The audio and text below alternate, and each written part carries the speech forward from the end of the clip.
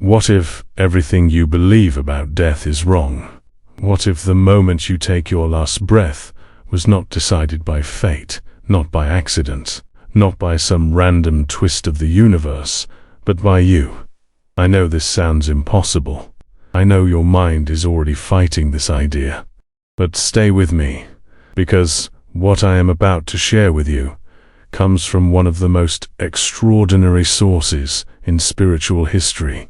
And it has the power to change not just how you think about dying, but how you choose to live every single day from this moment forward. There was a man born in Kentucky in 1877 who discovered something that would shake the foundations of what we believe about life and death. His name was Edgar Cayce, and he was not a priest, not a philosopher, not someone seeking fame or followers. He was a simple man, a photographer, a Sunday school teacher, someone who loved his family and lived a quiet life. But Edgar Cayce had a gift that set him apart from almost anyone who has ever walked this earth. When he closed his eyes and entered a deep state of rest, he could access information that seemed to come from somewhere beyond our physical world.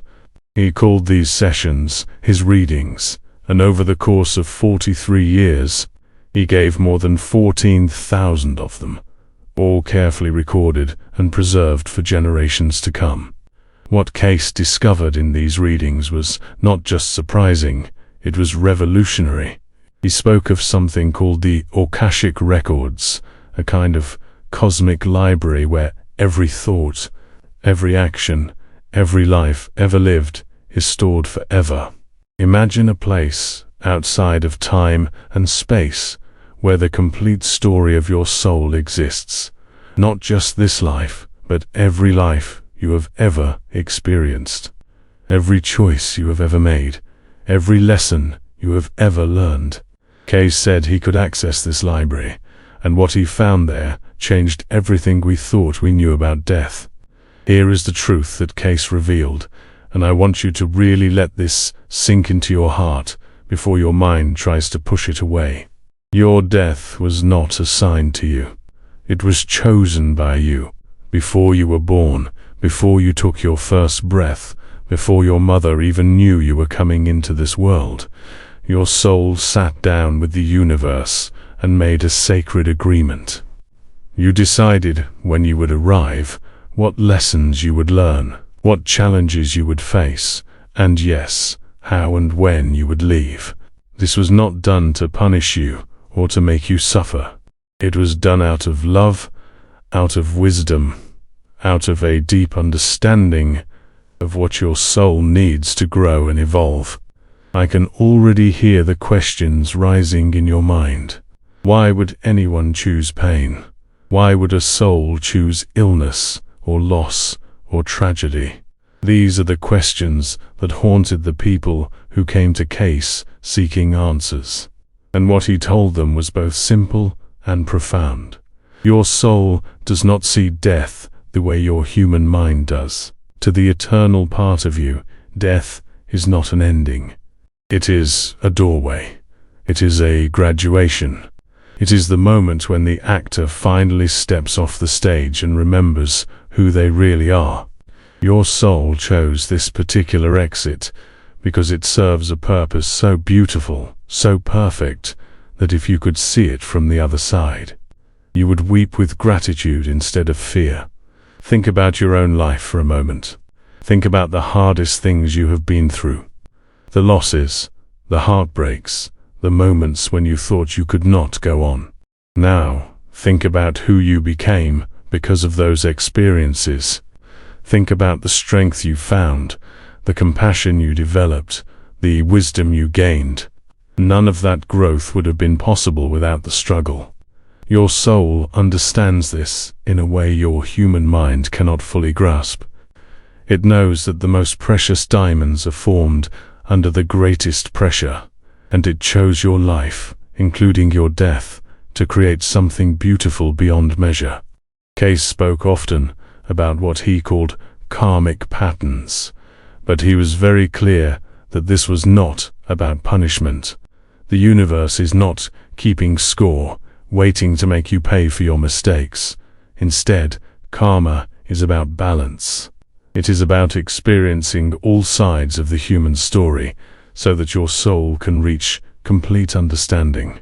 If you spent many lifetimes as someone with great power, your soul might choose a life of humility to understand what it feels like to be without power. If you caused pain in one life, you might choose to experience that same pain in another, not as punishment, but as education. And your death, the way you leave this world, is part of that sacred curriculum. One of the most beautiful things Cayce taught was that you do not walk this path alone. He spoke of soul groups, clusters of souls who travel together through many lifetimes, taking turns playing different roles in each other's stories. The mother who raised you might have been your child in another life. The friend who betrayed you might be one of your closest soul companions, brave enough to play the villain so you could learn forgiveness. The stranger who showed you unexpected kindness might be a soul you have loved across centuries. And when death comes, when we step off this earthly stage, we meet again with our soul family in a place of love and light, laughing about our performances, celebrating our growth, and planning our next adventure together. As I studied Cayce's readings more deeply, I discovered that he identified 3 main ways that souls choose to experience death, and understanding these can bring tremendous peace to anyone struggling with fear or grief. These are not theories or guesses. They come from thousands of real readings given to real people over more than 4 decades, and they reveal a wisdom that can transform how we see both life and death. The first type Cayce described is what we might call the completion death. This happens when a soul has finished everything it came here to do. Every lesson has been learned, every relationship has been healed, every purpose has been fulfilled. People approaching this kind of death often seem to know somehow that their time is near. They start saying goodbye in subtle ways. They make peace with old enemies. They express love more freely. They seem to glow from within, as if the light of the other side is already shining through them. You have probably seen this yourself. That grandmother who held on just long enough for all her children to gather at her bedside. That friend who spent their final weeks telling everyone exactly what they needed to hear. Their souls knew the work was complete, and death was not an ending, but a celebration of a job well done. The second type is harder to accept, but it carries perhaps the most profound teaching. Cayce called these catalyst deaths. These are the deaths that seem unfair, the ones that make us cry out to heaven asking why. The child taken too young, the parent who leaves too soon, the sudden accident that makes no sense. But Cayce's readings revealed something extraordinary about these souls. Many of them are not beginners on the spiritual path. They are advanced souls, brave volunteers who chose difficult exits specifically because they knew the transformation it would create in those left behind. They come into our lives not to be taught, but to teach, and their departure, as painful as it is for us, becomes the spark that ignites something new in the souls they leave behind. I remember reading about a woman who came to Cayce destroyed by the loss of her young daughter to illness. She could not eat, could not sleep, could not see any reason to continue living. Cayce entered his trance and gave her a message that changed her life. He told her that her daughter was an old soul, a teacher who had been with her before in other lives. She chose to come for just a few years, knowing that her brief presence and her departure would awaken gifts in her mother that could not be awakened any other way. He told her to watch what would grow from her grief, to pay attention to who she would become. That woman went on to help hundreds of other parents heal from loss. Her daughter's death was not meaningless. It was the seed from which a garden of healing grew. The third type Cayce described is the liberation death. These are souls who chose particularly challenging life circumstances, perhaps severe illness, disability, or intense suffering, as a kind of accelerated spiritual growth. Their lives might look tragic from the outside, but their souls understand something we cannot see. They are working through lessons that might have taken many lifetimes in just one, and their death becomes a liberation, a joyful return home after completing the hardest assignment of all. Or speak. A brisk came, and able to walk or speak. Bitter, asking what he had done to deserve this. Cayce told him that his son was a great soul who had chosen this life of dependence to learn humility and to teach unconditional love. When his death came, Cayce said it would be his victory, his triumph, his graduation with highest honors. The father said that reading changed everything. He stopped seeing his son as a burden and started seeing him as a teacher. Here is something beautiful that happens as death approaches, according to Cayce. He called it the gathering.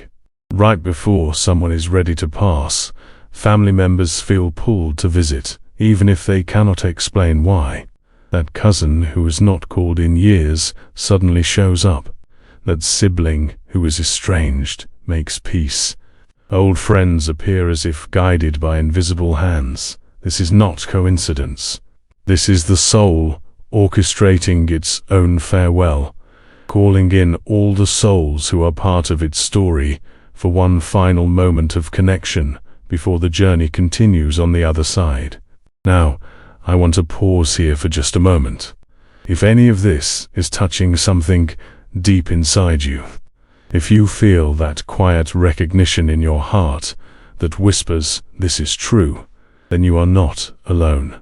There are so many of us walking this path together, seeking to understand why we are here and what happens when we leave. This channel exists because of souls like you, beautiful souls hungry for truth, ready to remember what you have always known deep down.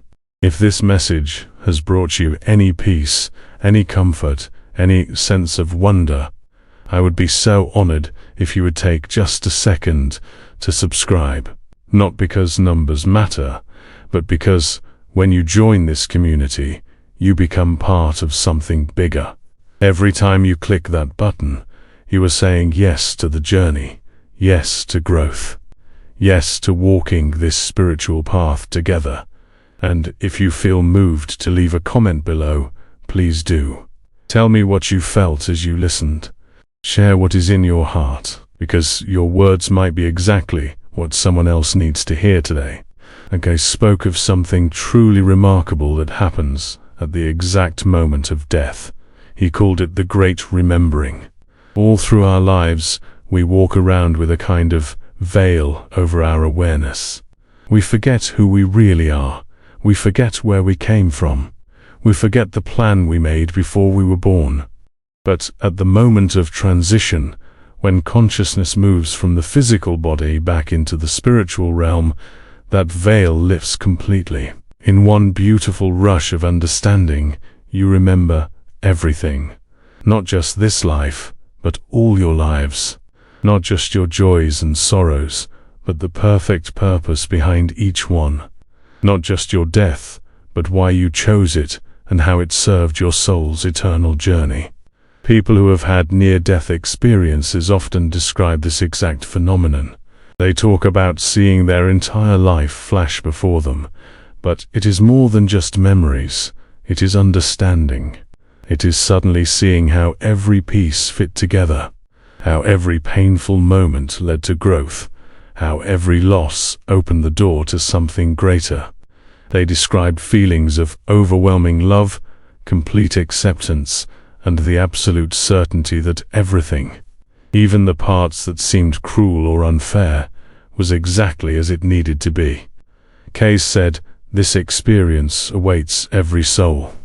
No matter how you lived, no matter how you died, the great remembering brings you home to the truth of who you really are." So why does any of this matter? Why am I sharing these teachings with you today? Because understanding that your death was chosen by your soul for your highest good changes everything about how you live. Think about how much of your life is shaped by fear. Fear of illness, fear of accidents, fear of losing the people you love, fear of the unknown that waits at the end of the road. Now imagine what your life would look like if that fear simply melted away, not because you stopped caring, but because you finally understood that there is nothing to be afraid of. Your soul has already mapped this journey. The part of you that exists beyond time and space has already seen how your story ends, and it chose that ending with perfect wisdom and perfect love. This does not mean you should stop taking care of yourself. This does not mean you should be reckless with the precious gift of life. But it does mean you can stop wasting your energy on fear. Every moment you spend worrying about death is a moment stolen from living. Every hour consumed by anxiety about the future is an hour you will never get back. Your soul did not choose this life so you could spend it afraid. It chose this life so you could experience love, growth, connection, wonder, and all the beautiful messiness of being human. I want to share one final thought with you. Cayce said something once that has stayed with me ever since I first read it. He said that death is not the opposite of life. Death is simply another room in the house of existence. We spend so much time fearing the doorway that we forget to enjoy the room we are standing in right now. Your soul is eternal. It has lived before, and it will live again. This life, this body, this moment, it is just one chapter in a book that has no end. And when you finally close this chapter and step through that doorway, you will not find darkness waiting for you. You will find light. You will find love. You will find all the souls who have ever loved you, welcoming you home. Edgar Cayce spent his entire life helping people understand these truths. He never sought wealth or fame. He gave readings for free when people could not pay. He exhausted himself trying to help as many souls as possible remember what they had forgotten. And now, almost a century after his death, his teachings continue to bring peace to anyone willing to listen. Your death was chosen by you. It was chosen with wisdom. It was chosen with love. And when that moment comes, whenever it comes, however it comes, you will understand. The fear will disappear. The questions will be answered. And you will finally remember the magnificent truth of who you really are. Thank you for being here with me today. Thank you for opening your heart to these ideas. If this message has touched you in any way, I have a gentle request. Please consider subscribing to this channel if you have not already. But more than that, I would love to hear from you in the comments below. Tell me about your own journey. Have you ever felt that quiet knowing deep inside that there is more to life than what we can see? Have you lost someone and felt their presence around you still? Have you had dreams or experiences that made you wonder about the eternal nature of the soul? Your story matters. Your experience might be exactly what someone else needs to hear to find their own peace. And if there are topics you would like me to explore in future videos, please share those too. This channel belongs to all of us, and your voice helps shape what we create together. Until we meet again, remember this truth. You are an eternal soul having a temporary human experience. Your death is not something to fear. It is simply the moment when you remember who you have always been. Live fully, love deeply, and trust the beautiful plan your soul has already written.